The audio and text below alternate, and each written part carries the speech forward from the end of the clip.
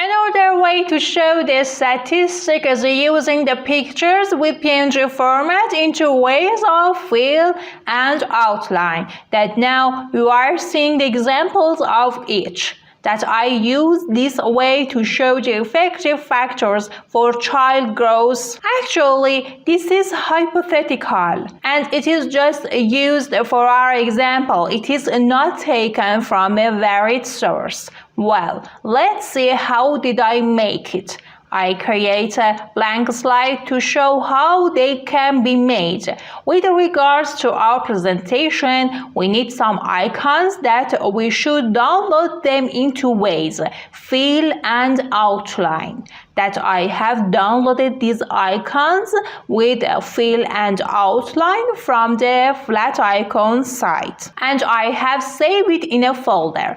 I have introduced you the flat icon site previously, but now we will have a general overview on this site. In the search box, you can search about the content that is going to be presented by you.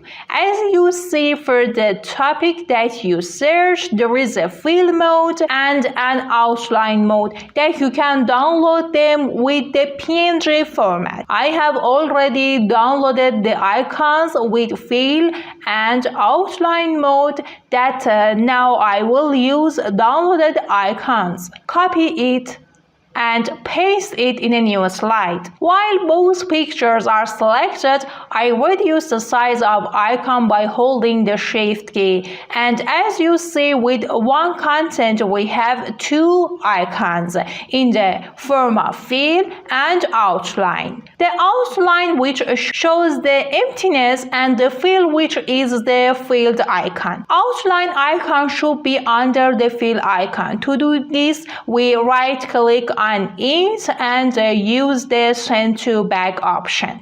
And both of the icons should be on each other, so we select them by using the Shift key and from picture format section, and align, we select the align bottom option and align left. Then we click on the slide in order not to select these icons.